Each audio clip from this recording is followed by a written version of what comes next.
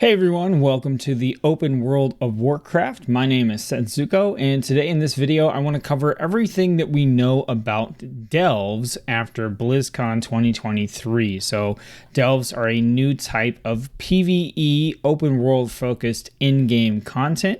And we're going to dive in and talk about some of the details of delves, everything that I've been able to gather from watching the opening ceremony, the deep dive, and checking out some of the interviews. So we're going to jump right into that right here with delves. All right, so first off, delves are going to be, like I said, a new in-game open world PvE pillar. So an in-game pillar is basically something that Blizzard considers to be a grouping of content that you can participate in at max level in order to gain currency and loot and progress your account. So up until now, the in-game pillars of World of Warcraft have been dungeons / mythic plus, raiding, and PvP. Those have been the three pillars. There hasn't been anything available for people who want to participate primarily in open world content. So this is what delves are. They are a means for you to progress your account. Once you beat the campaign, the story, and all that stuff, there's a way for you to be able to acquire loot and progress your account that it doesn't involve you having to do PvP dungeons or raids. So right now, with the War Within, these are deep beneath the surface. They're treasure vaults waiting to be discovered. These are going to be open world instances. It says instances, but that's kind of a little misleading because these are not like queuing into an instance like you would for a dungeon or raid or a battleground. These are actually out in the open world and you just walk into them with no load screens and whoever you have with you in your party. So it says instances, but it's not instanced content. So you could play this solo or with up to 4 friends. Along with the NPC companion, and you're going to defeat bosses and gain epic loot. Again, the defeating bosses thing, kind of a little misleading. That's not the primary goal of delves, but you may fight bosses along the way. So players are going to join the Dragon Scale Expedition in delves. This is a new evergreen feature, meaning it's intended to be a long-term content feature that is not going to go away and will remain for several expansions in the future. The idea with these is that they'll feature an integrated outdoor experience as an end-game feature for outdoor players, for open-world PvE players. These are an opportunity for those types of players to gain seasonal content and rewards like mounts, titles, achievements, and also to be able to get gear by way of an outdoor row for the Great Vault. And we're going to dive into all this stuff a little bit more in detail as we continue. Now, delves have scalable difficulty, and my understanding from this is that it's actually in 2 different ways. So first, the scaling difficulty here is based on the number of players. You can play solo, or you can play with up to 5 players. There are going to be 13 unique delves launching alongside the War Within expansion, and the seasonal NPC companion for Season 1 of the War Within is going to be Bran Bronzebeard. He's going to have a customizable talent system and ability system so that you can kind of tweak him to match your needs. And we'll talk about that some more too.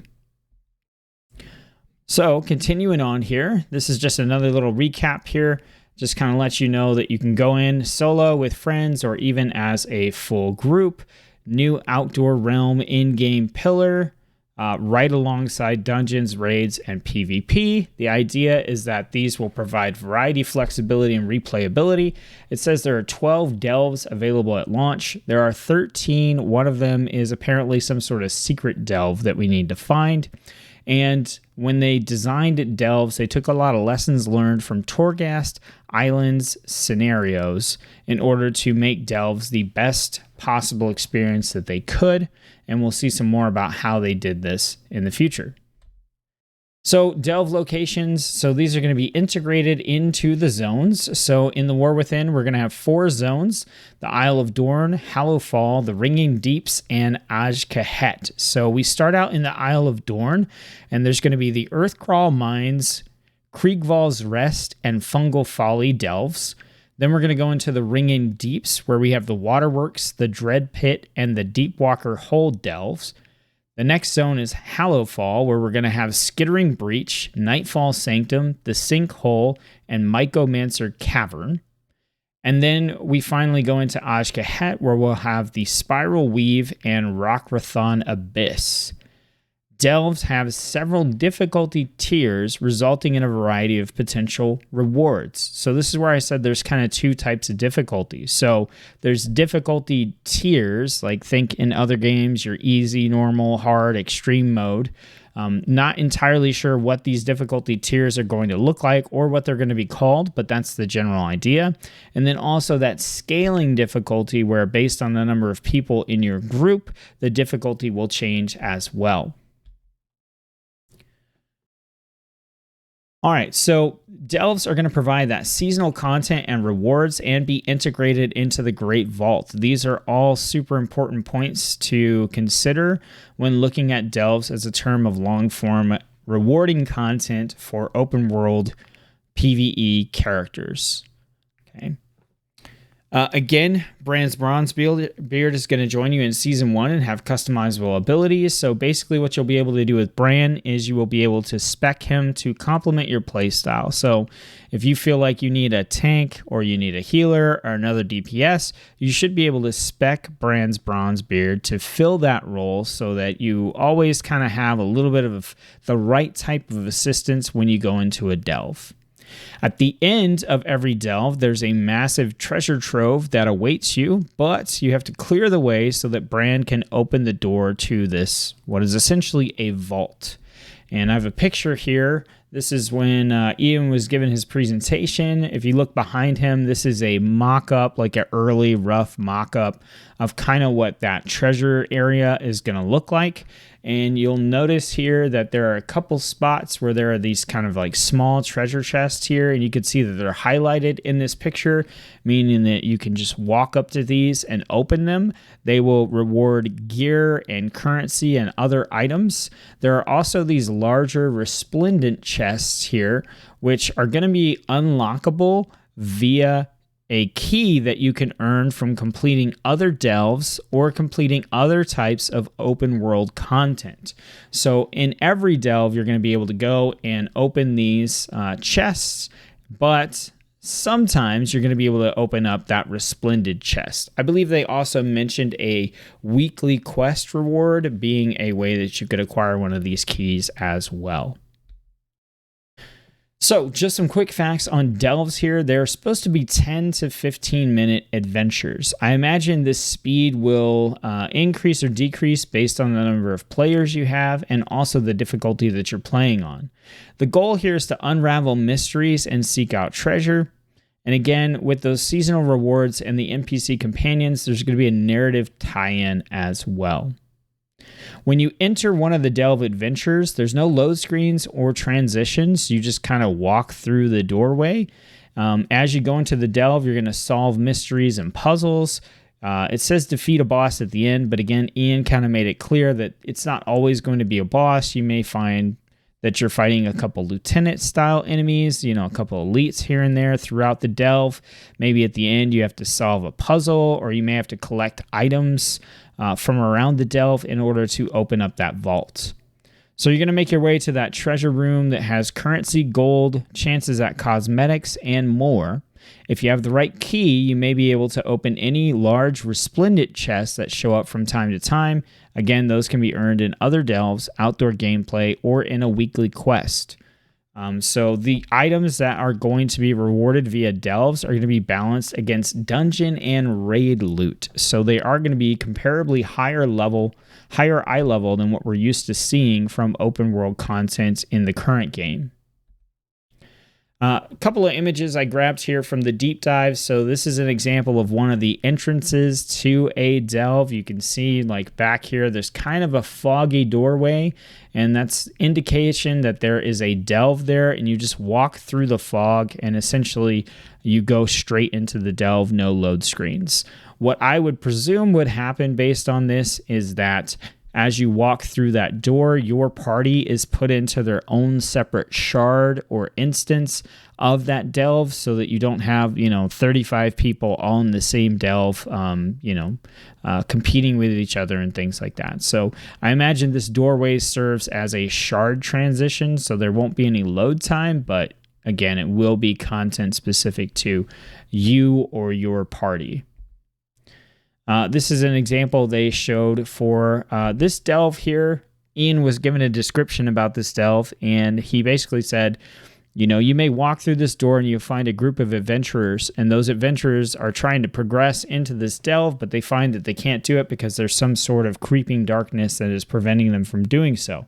But they have a relic that will light the way. It kind of has a radius of light around it that will allow you to progress into the depths. However, it has limited fuel. As you progress into the depths, you're going to encounter things like this big old swole kobold here, and you're going to fight them, and when you defeat them, you'll take their candles, and their candles will allow you to continue to fuel your relic so that you can keep the light alive and continue to progress into the dungeon until you get to that treasure vault. So sounds like pretty interesting mechanic there. We also got a shot and a description of another delve. I don't remember what zone this one is in, but this is a entranceway here that's kind of surrounded by a bunch of mushrooms. And Ian kind of talked about how in this case you may go in and there may be like a bunch of environmental puzzles and things based on, the mushrooms and a wonky sense of gravity. And really the point that I think he was trying to get across here is that these delves allow them to do a lot of interesting things and showcase a lot of interesting mechanics that they may not necessarily want to put into dungeons or raids, because dungeons and raids are just a different type of content that's focused very heavily on team performance, whereas these delves are more flexible and give them the ability to be a little more experimental and creative with them. And I'm 100% all on board, all for that. So we get into a couple of interviews that were had and some other information here to dig out some other little nuggets of stuff about what's going on with delves. Okay, so delves are here. So delves can be completed, it says, by groups of 1 to 4 players. So a little mixed messaging there, 1 to 4, 1 to 5, 1 to 4 with Bran, 1 to 5 without. I'm not entirely sure, but you're definitely going to be able to play with some friends or play with just Bran. A big thing about delves is they're going to be role agnostic, meaning that you could go into a delve solo as a healer and you should still be able to complete that delve. That may be through kitting Bran out as a DPS so that he can help you DPS while you keep him alive. It may just be that they are, easy enough that you can do them on a healer, or that they have some sort of scaling implemented based on your class and your specialization to make it so that these are doable by anyone in any role, even if it's just themselves. So you do not have to seek out tanks or healers, no dungeon queues and stuff like that to get in and participate in this content. Again, delves are going to be seasonal content, and they're going to have season rewards such as mounts, pets, and achievements. Plus, we're going to have Bran's Bronzebeard, again, the massive treasure haul. And then also, because this is going to be evergreen content, a outdoor row is being added to the Great Vault, which we'll see here pretty soon. And so you'll be able to collect a Great Vault reward every week from completing delves. So here's just a little blurb from an interview here. It said, hero talents, warbands, delve systems will be evergreen, but then it says maybe not forever, but at least for a couple expansions. So initially this sounds a little bit concerning, like, ooh, you say it's evergreen, but then you turn around and say maybe not forever. That's a little bit contradictory. What I imagine is that there will continue to be some sort of world outdoor content that is on the same tier of raids, dungeons, and PvP, but that over time, delves may not be the thematic thing that they want to call them, or they may have a major overhaul or update to the system based on player feedback and experience, at which point they will want to call them something else, or they may be mechanically different enough that they kind of need a soft reboot, but I think that the intention of having evergreen content for outdoor focused players is really what is evergreen, not necessarily delves specifically. So I'm not too worried about this line because I think the important thing here is to realize Blizzard's intent with creating this content and not get too hung up on the delivery method initially, what they're trying out in the War Within. All right, so here's an example of the Great Vault. So they're going to be removing the PvP row from the Great Vault and replacing it with World. Okay, so this is pretty interesting if you look on the rows here. And again, this is just a mock-up subject to change and tuning and all that. It says complete 1 delve or world activity, complete 4 delves or world activities, and complete 9 delves or world activities. Again, they're going to need to tune this, right? But this is fantastic because it means for open world players, there's going to be a way for you to get rewards from the Great Vault now, which is a huge deal.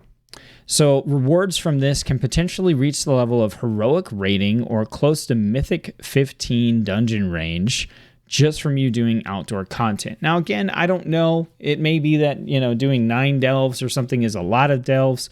It may be that they come around and they say that those delves have to be done on a particular difficulty level. We don't really know. I expect to see a lot of tuning in this realm to make it so that I don't expect this world tier category on Great Vault to just be like freebies. Like, oh, I don't have to put in the effort that I do for dungeons and raids. I think you're still going to have to put in the effort. It's just they're going to let you put in that effort in the open world.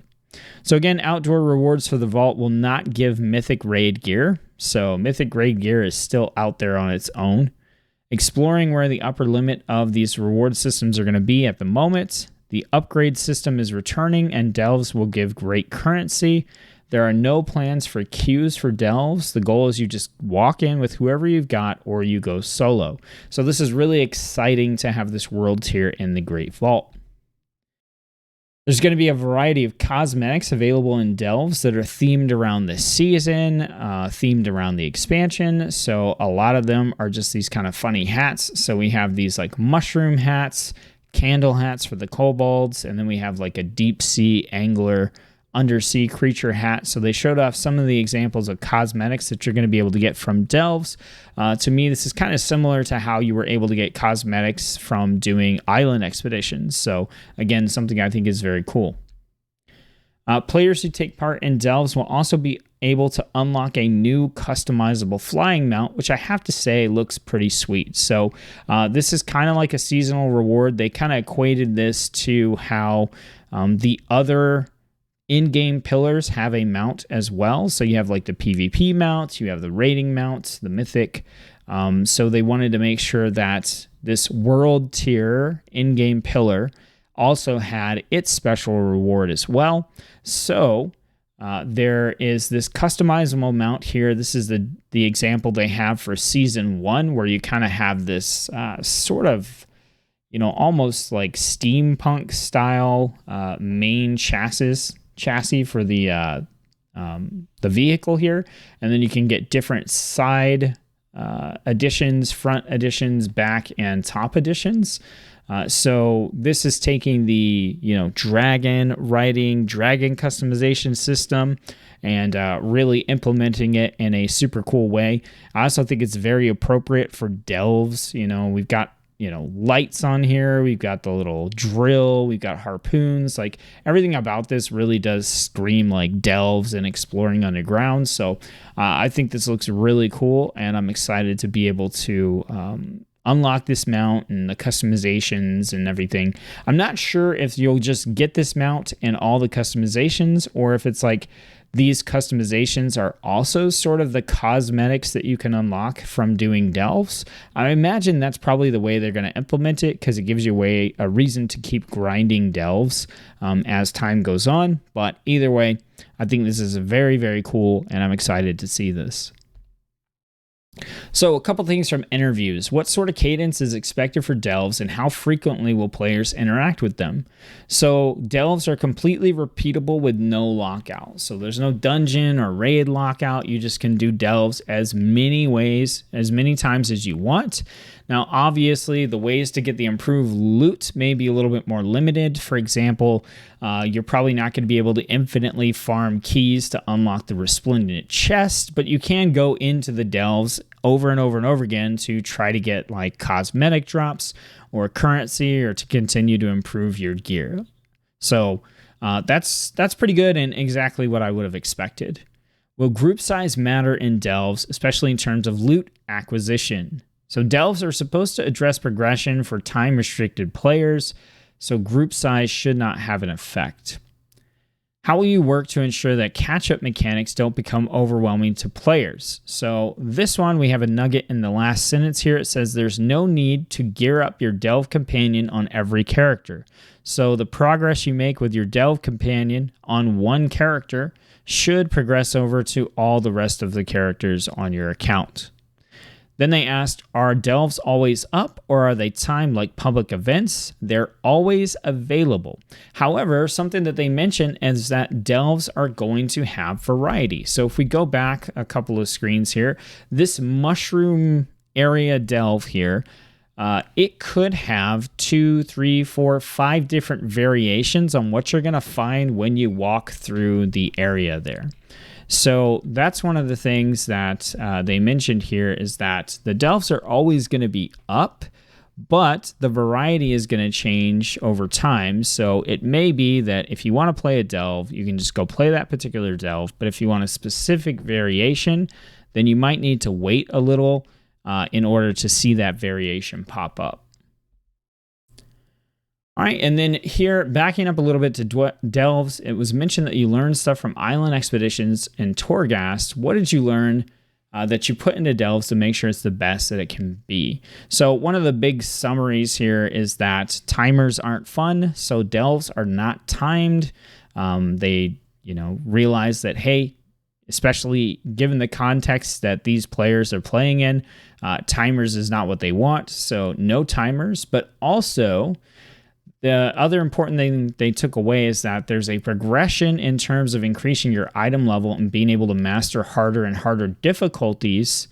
And again, with those, a lot of those were timed. So they want to implement this item level increase and this difficulty increase by being able to do that without a timer.